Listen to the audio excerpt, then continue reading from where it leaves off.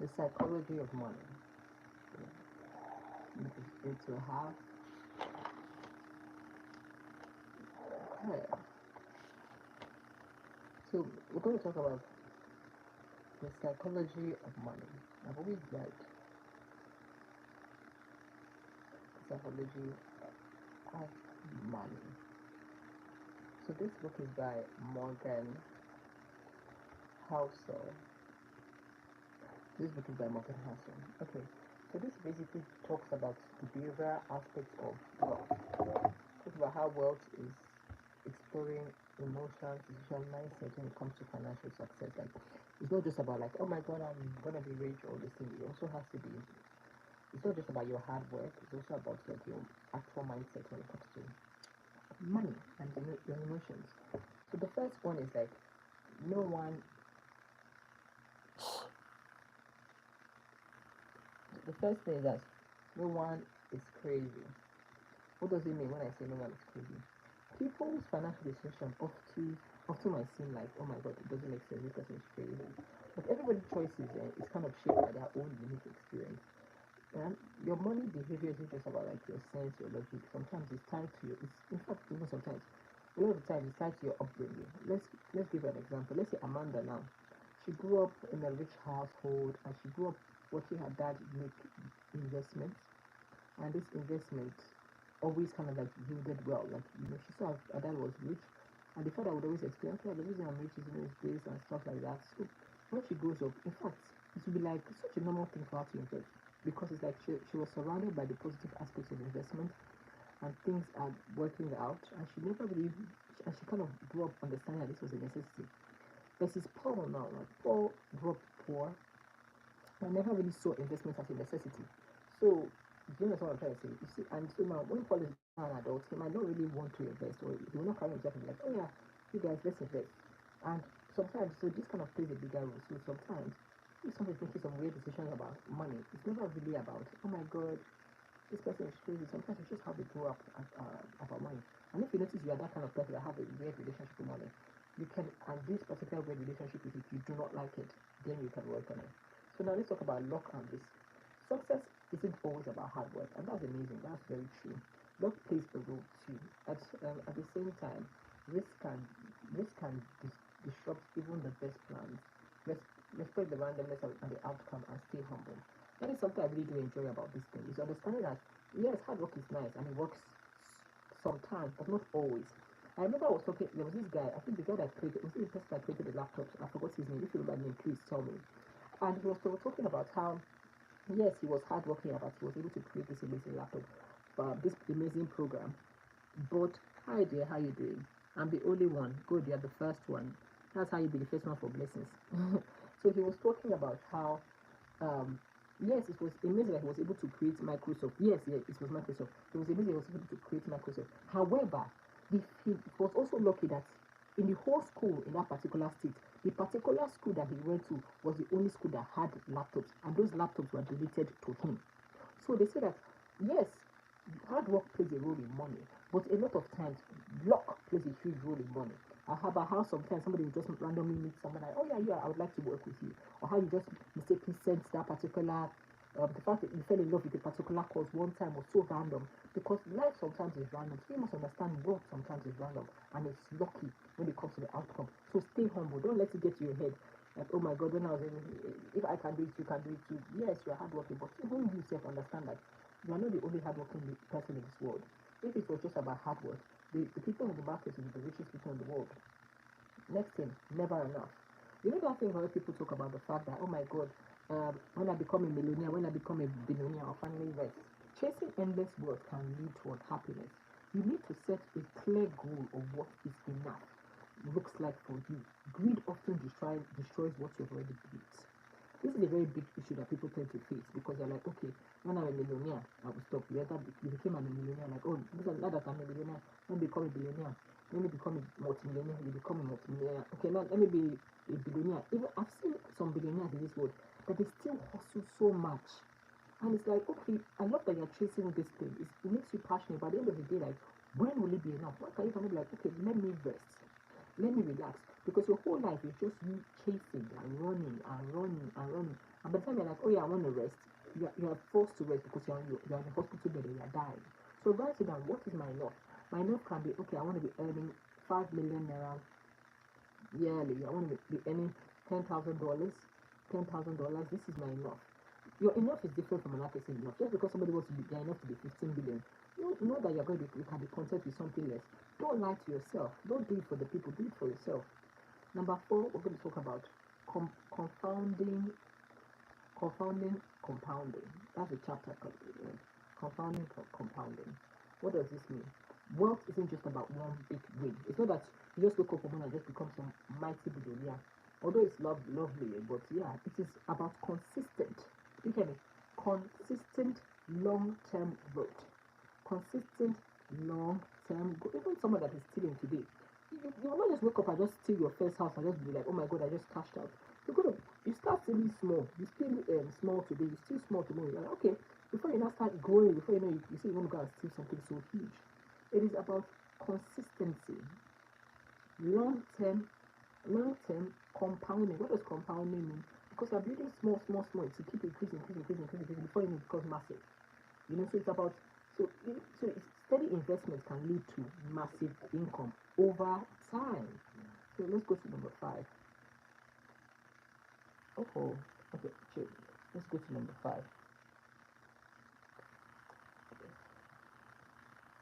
Okay, number 5 is getting wealthy versus staying wealthy. Those are two things, and that's one thing I keep telling people, like it's not the same thing. Anybody can get rich, but can you stay rich? If you watch all those old movies like Bridgerton, you see a lot of people like they're never really into the new rich people. Like people that just became rich like a year, 10 years ago. They're always like they're not sure about them because they're not sure if they can maintain the rich. Versus people that have been rich for generations over generations. The people they tend to want their daughters to marry those people that have been rich for generations over generations because they are sure that these people will be able to maintain the wealth for not only for their child's lifetime, but for the future, even the future generation. So he's saying that it's one thing to build wealth, and there's another to keep it. Staying wealthy requires number 1, humility. You gotta be humble. You know, you gotta be humble. You can't be showing off, oh, I'm a billionaire every time. The amount of money you're spending to show off you're a billionaire is even more than the money you're earning. So you have to be humble. You have to be flexible. Understand that times will change. Things will change. That means you might need to invest here. You might need to learn new something. You might need to mess up sometimes. But you must remain flexible. So you must be, let me write it down so you can see. So in order to stay wealthy, you must be humble. Humility. And I don't mean like you should be like, still let somebody spit in your face. No, I mean like humility. Understand that, okay, I'm not the king just because I have some money with me. Number 2, you have to be flexible. Things change, times change. You must be able to, yes, adapt. Next thing, recognizing when to play safe. Now, if you have watched, there's this, I forgot to recognizing when to play safe. There's this guy, I forgot his name. Oh yeah, Leonardo DiCaprio. I remember when he acted in both of Wall Street. And in that particular film, this guy became so wealthy. He did some illegal things, but he became so wealthy. And the police caught him at a point. But the police was like, see, if you can give us some particular names, we can let you go. Like, you can take your money, we can let you go. And if this guy had just come out and say, okay, fine, let me just kind of like, let me step back, let me step down, let me play it safe, he would have gotten away with all the theft, with all the things he has done, but he got too greedy.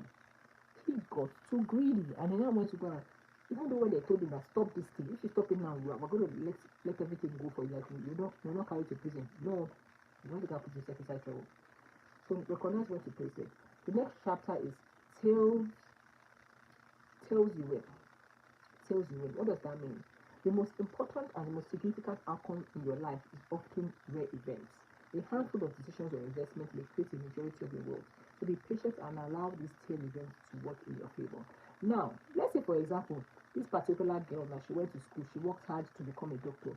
She went to the university, she did her residency, she worked hard for so many years. And she got into she started working at a beautiful hospital. The hospital was doing really well.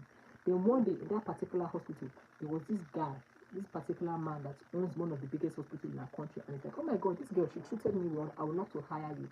And that job he hires this girl as is the job that made this girl an instant multimillionaire.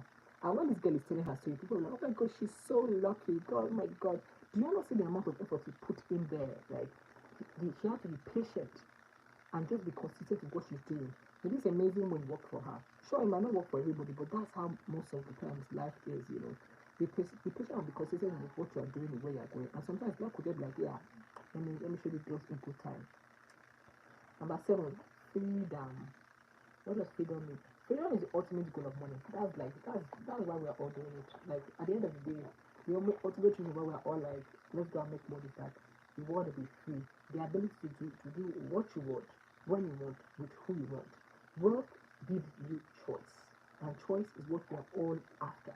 Work is about time and choice, not just about numbers in bank account. So that's why I keep telling you, what is that number that can make you be like, okay, this is enough, this freedom, this particular number this particular amount of money in my bank account can give me the freedom I want. You understand? So let's go to number chapter 8. Man in the car. What is man in the car? Man in the car. People often spend money to impress others, but no one notices. The real status symbol is contentment, not luxury items. I think that there's some people like they do so much to show people that, oh, I have. Why are you doing so much for people that don't care about you? Like, why are you trying to prove to people that, oh my god, I'm somebody, and you're somebody, and so should I clap for you that you're somebody? And even if the whole world claps, that, oh my god, this person is somebody, you know it within your heart that the only reason they are clapping is because you are giving them something, you're giving them money, you're giving them a show. And to fight so much for the attention of people that will not be there for you when things get rough, like, and to fight so much for the attention of anybody says is too much. The real winners are the ones that are contented. What does contentment mean? Contented. Contented means like whether this person likes me or not, whether the world falls down, whether I even stop any money or not, I am at a place right now where I am okay with who I am. I am okay with myself and I'm enjoying myself. I'm not doing it for the people, I'm not doing it for the public, I am just content. That is the goal. Content and peace. Not I went to the Bugatti, because the truth is, and you know why? Ask the people that have Bugattis and this thing. They will start. I remember one of the celebrities, and I love this woman because she's really honest with people. She was like, one of the biggest financial decisions, the worst financial decision she ever made was because she bought a Range Rover. And we're like, why? Why is she why is buying a Range Rover a problem? She said the reason why buying a Range Rover is that is a problem. Is that if the car has any single issue, no matter how small, the smallest amount of money you pay to fix it in Nigeria was 3 million naira. 3 million naira. And there was one time the car had issues that she just sat down and started crying in the car, and it was just so serious. The amount of money she has spent so far has bought the car so much. I even see so many amount of students. They will go out because in America they tend to allow you don't need the whole money to buy the car. They will get the most luxurious car, and they will not end up paying for this car for years. The car is more expensive than their student loan. The car is more expensive than their house. That car, and the truth is that car, you cannot, like, you don't even, and the truth is that you didn't buy that car because you wanted that car. You bought that car because you wanted people to say, oh my god, that's amazing, well done. And they'll clap and they'll get bored and look for the next new things. You can't do things for human beings. You have to do things for yourself. Do you want the car because you want the car? And if the answer is that, I want the car, but I also want, it's not worth it. Ask yourself, sit yourself down, what exactly do I really want? Do I want to have a farm? Do I even like these people? I'm trying to make them to like me. Stuff like that, you know. Anyway, number 9, wealth is what you don't see. What I say, wealth is what you don't see. Let me explain. True wealth is invisible. It's the money you save and invest, not what you spend.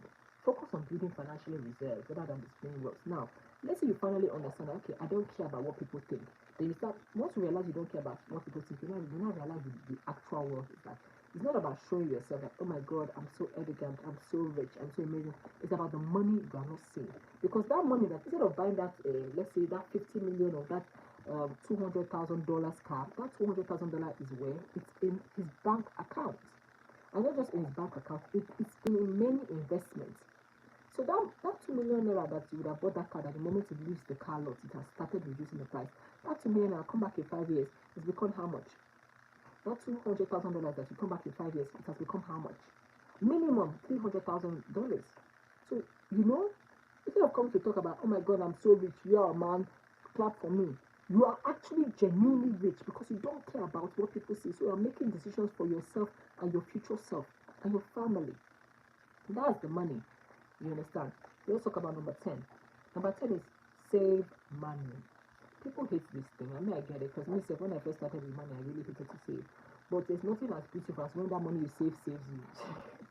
Saving is not just about having a specific goal, which is like, okay, I want to get to $10,000, I want to get to 5 million, or to get to 5,000 euros, I want to get to 20,000 cities. Saving is not just a specific goal, it's about building options and flexibility. That's why we're all doing these things. We like options. Options and flexibility. The ability to say, tell somebody, no, I'm not doing this. I don't feel like, I don't want to. Because you know that if that person walks out of your life, or that opportunity walks out of your life, you have options and you are flexible.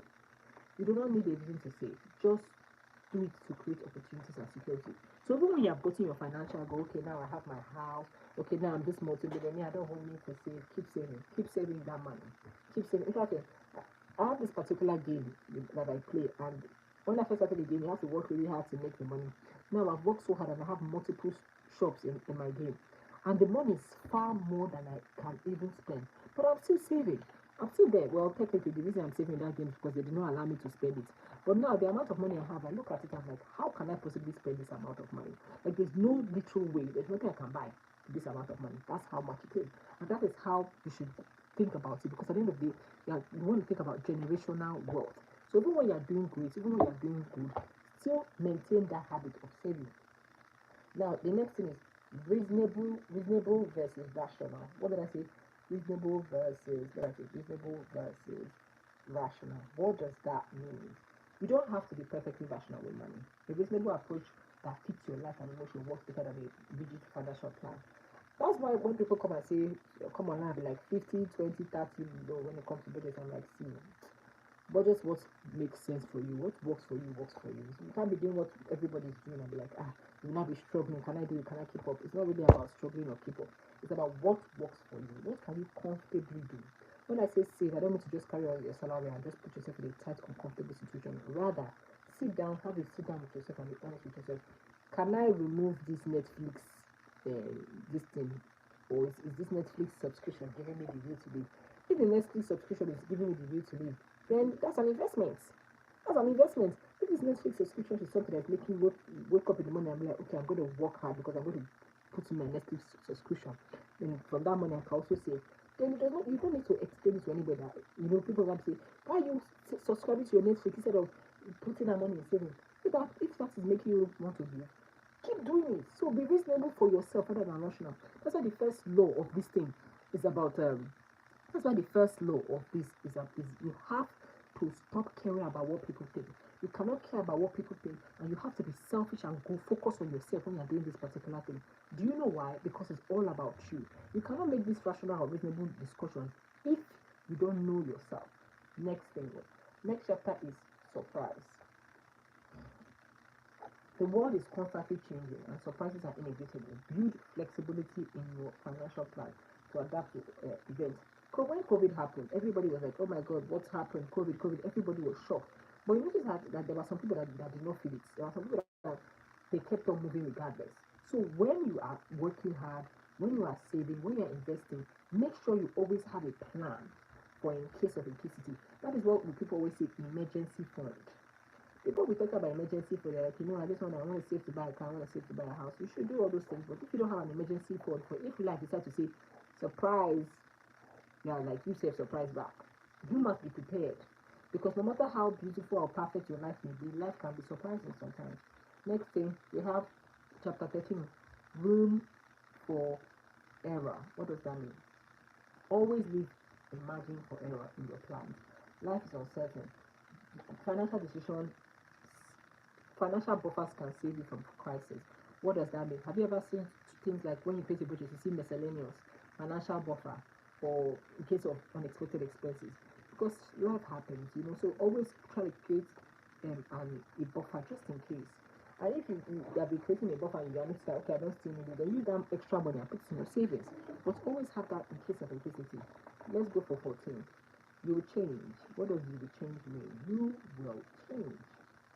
Your goals, your priorities will evolve. Build financial habits and plan plans that can adapt to your life changes, and that is okay. It's completely normal for you to change because the person you are when you are 12 is different from the person you are when you are 18, different from the person you are when you are 20, it's different from the person you will be when you are 30, 40, 50, 60, 70, 80, 90, because your goals are changing, and it's okay for your goals to change. However, you must leave plans in your financials to accommodate such change. You know, have space in your financials for you to change. Do you understand? Okay, so I'm saving money. This particular money I'm using to go to doctor school. But as you went to the hospital one day, you saw blood, you're like, oh my god, I cannot be a doctor. You know, but you have already paid for university. You know, stuff like that. You must always keep space for yourself to change. Now let's go 15. Number chapter 15 is nothing is free. They always say there's no free lunch in this world. Every financial gain comes with a trade-off. Whether it's stress, whether it's time, whether it's uncertainty, there is a trade. Whether you're a whore, not really whore, sorry, that's a business profession, what I call it, whether you're into prostitution, and you have a job, you have a business, there is trade. So understand and accept the price of admission for wealth building. You must understand that there must be an exchange. So what are you exchanging in order to get you to the place you want to be? So what are you exchanging? So the next one is you and me. Chapter 16 is you and me. What does you and me mean? People approach money differently. What do you mean people approach money differently? Based on their unique perspective. So don't compare yourself to anybody. Focus on your own financial journey. One of the biggest life lessons you're going to learn in this life is that the more you don't care about what people see, like yourself, love yourself, and focus on yourself, that's when a lot of things will start to fall in place for you, and even your money. Because instead of you to focus on your own lane when it comes to money, you're there comparing yourself to Tommy, compare yourself to Funke, like, oh my god, this person and this person started to be like, you're wasting everybody's time and you're wasting your own time. Understand that everybody has different lanes, different walks of life, different approaches when it comes to life and money. Sit down, sit your own ass down and focus on, okay, how can I make my own work for me? How can I make my own money work for me? Hi Matthew, hi Cherry May, hi Vulture Eggs. How you doing? Oh hi Sex, how you doing my love? Yes, I remember you followed me the other time. So let me keep going. So people approach money differently, yeah? Then let's go. And thank you so much for joining my live again. It means a lot. Thank you guys for joining. So the seduction of permission. Do you hear me? The seduction of permission. What does that mean? Bad news grabs attention, but optimism breeds wealth. Stay grounded and focus on long-term growth rather than short-term fear. Now, I think noticed that whenever it comes to news, they're always saying bad things. Things make people make decisions. Do you understand? When we say, oh my God, the world is ending, people will quickly go and buy tissue paper. That means the tissue paper has made a lot of money. Do you understand? However, it's optimism that builds wealth. What does it mean to be optimistic and build wealth? When you put your money in stocks now, you have done your research, you put your money in stocks. And when everybody put their money in stocks because social media says put their money in stocks, and the wealth drops down to the sky, everybody like, oh my god, the wealth is dropping. However, because you're optimistic and you understand how the stock market works, you know that it will most likely rise up. When everybody's been moving their money, you are just patient and watching and waiting for it to come back up. And when it just come back up and let's say you eventually now become rich or something, people will like, oh, this person is crazy, this person is like, I wish I was with, I wish I made money like this person. But in reality, it's called building wealth. Focus on long-term goals than short-term fears. Make a decision based on your future rather than now. So let's go to 18. When you believe anything. Do you hear me? When you believe anything. What does that mean? What does that mean? Stories shape our financial decisions. So be wary of oversimplistic or emotional narratives and focus on facts. Forget all those, oh my god, there was a chair that's, so borrow me money, or oh my gosh, this is there's a natural disaster happening, invest all your money here. No. Focus on facts. Why should I invest my money here? Why should I save my money with you? Why should I do this? And you look at the fact, okay, you said 1 plus 1 is 5. How is 1 plus 1 is 5? Don't just be emotional when somebody's crying. Because when everybody 1 plus 1, or because there's a sad story, nobody cares about that. These are the moments where you have to remove emotions from things and look at things logically. Where are the facts? Where are the truth? Where are the history? When you have now made a decision based on facts and logic, then you can put your money there. You understand? So be wary of that. Even in news, all these people, they are also very, a lot of people are just trying to manipulate you when it comes to a lot of things. But if you know what you are going after, that is the difference. And in number 19, that's chapter 19, it says, altogether now, the key to wealth is simple. What is the key? Live below your means. Every financial book will tell you this. Every financial book will tell you this. It doesn't matter who, it doesn't matter where, you must live below your means. Because, and number 2, save consistently. You must save consistently. Whether you are rich, whether you are poor, whether you are there where you want to be or not, always save. Number 3, invest in the long term. It's not all about now. Things change. Even you will change. Invest for the long term. And this is not just about finances. This is about also in dating, also in life, also in your jobs, also in things you are doing. Look at the future. Like, okay, do I see myself long term with this person or with this job or stuff like that? I know the answer is no or yes. That's okay. But the thing is that you must understand where you're coming from. Embrace humility. Embrace humility. You know, I understand. It's easy to get in your head about a lot of things. Oh my God, I'm not rich. You guys bow before me. Calm down. It's really not that deep. Like, you know, you can lose it just as fast. Yes. It's not about perfection. It's about consistency. It's not about perfection. It is about consistency. I remember today when I was to do this live. Yeah. There was no light. Oh my God, it hurts my whole heart. I was like, you know what? I put on some of my lights, my lamps and everything. I tried to get on the live. Guess what? There was no network. Oh my God. And I knew it was not going to be perfect. And I knew it was going to be, it hurts me that it was not going to be perfect. But at the end of the day, I'd rather show up imperfect than not at all. And that consistency will build people's trust, because I am not noticing that some people are like, oh hi, this person, I was here the other day. And the fact that I was able to be consistent and build a relationship with these people, this is trust. You know, things like that. Now, now we're on the last chapter. You know, this is the last chapter was called Confession, where the creator of this book kind of shared his mindset and his personal journey about his financial journey, how he lost his money, made his money, and life like that. So I hope you are able to enjoy this, and this was able to be helpful to you. This whole book is basically the psychology of wealth by this book is basically the psychology of wealth by Morgan. Let me look for his full name. Yeah, by Morgan Housel. Yes. And I hope you enjoyed this book, and I hope you're able to learn something from here. Don't forget to subscribe and like. And it was lovely having this time with you. I am leaving now. Any questions before I leave? If there's no questions, I will be taking my leave. Thank you. Have a lovely day.